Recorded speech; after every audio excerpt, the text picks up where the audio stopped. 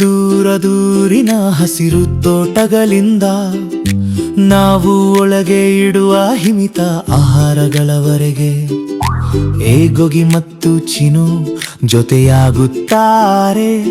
ಕೆತಿ ತರಕಾರಿಗಳು ಹೇಗೆ ತಾಜಾ ಮತ್ತು ಬಲವಾಗಿರುತ್ತವೆ ಎಂಬುದನ್ನು ಕಲಿಯಲು ತರಕಾರಿ ತೋಟದ ಮೇಲೆ ಬೆಳಗಿನ ಸೂರ್ಯ, ಕ್ಯಾರೆಟ್ಗಳು ಬಲವಾಗಿ ಬೆಳೆಯುತ್ತವೆ, ಬ್ರೋಕೋಲಿ ಮನಸೆಳೆಯುತ್ತದೆ.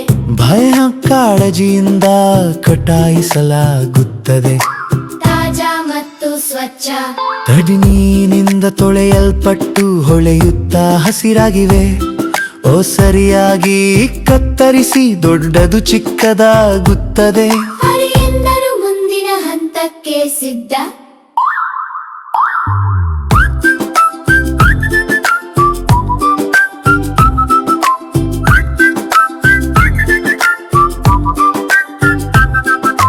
ತೋಟದಿಂದ ತಾಜಾ ಸ್ವಚ್ಛ ಮತ್ತು ಪ್ರಕಾಶಮಾನ.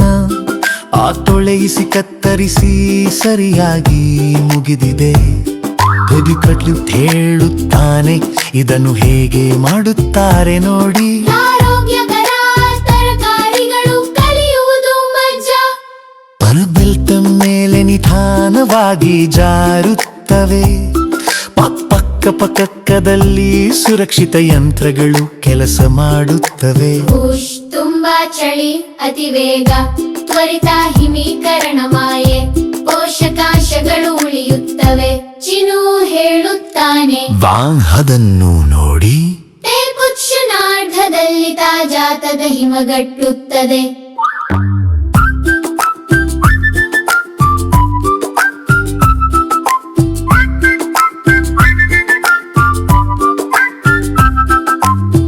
ಬೇಗ ಹಿಮಗಟ್ಟಿಸಿ ಚೆನ್ನಾಗಿ ಉಳಿಸಿ ವಿಟಮಿನ್ಗಳನ್ನು ಹಾಗೆಯೇ ಹಿಡಿದುಕೊಳ್ಳುತ್ತದೆ.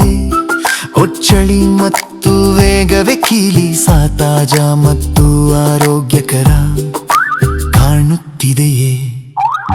ಹಗಲು ರಾತ್ರಿ ಫ್ರೀಜರ್ಗಳಲ್ಲಿ ಇಡಲಾಗುತ್ತದೆ. ಚಳಿಯಾದ ಟ್ರಕ್ಗಳು ಸಾಗುತ್ತವೆ.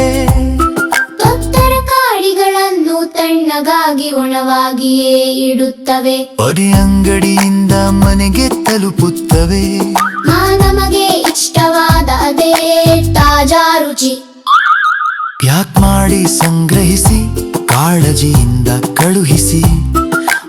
ಎಲ್ಲೆಡೆ ಚಳಿ, ಎಲ್ಲ ಸಮಯದಲ್ಲೂ.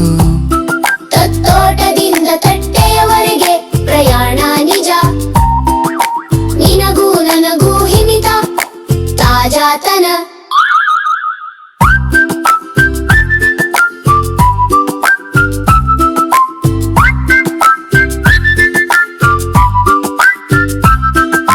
ತಾಜಾ ಆಗಲಿ ಹಿಮಿತವಾಗಲಿ ಎರಡೂ ಬುದ್ಧಿವಂತ ಆಯ್ಕೆ. ತ್ವರಿತ ಹಿಮೀಕರ ಆರೋಗ್ಯದ ಭಾಗವನ್ನು ಉಳಿಸುತ್ತದೆ. ಗೊಗಿ ಮತ್ತು ಚಿನು ಕೈತಟ್ಟಿ ಹೇಳುತ್ತಾರೆ, ಬೇಗ ಹಿಮಗಟ್ಟಿಸುವುದು ಪ್ರತಿದಿನ ಆಹಾರವನ್ನು ಉಳಿಸುತ್ತದೆ. ಈಗ ನೀನು ತರಕಾರಿಗಳ ಮಾರ್ಗವನ್ನು ತಿಳಿದಿದ್ದೀಯ. ಉಚ್ಚ ತಾಜಾ ಮತ್ತು ಹಿಮಿತ, ರಾತ್ರಿ ಅಥವಾ ಹಗಲು. ನೀನು ಎಲ್ಲದೆ ಹೋದರೂ ಇದನ್ನು ನೆನಪಿಡು. ಹಿಮಿತ ತರಕಾರಿಗಳು ಮನೆಯಲ್ಲೇ ತೋಟದ ತಾಜಾತನ. ಮನೆಯಲ್ಲೇ ತೋಟದ ತಾಜಾತನ.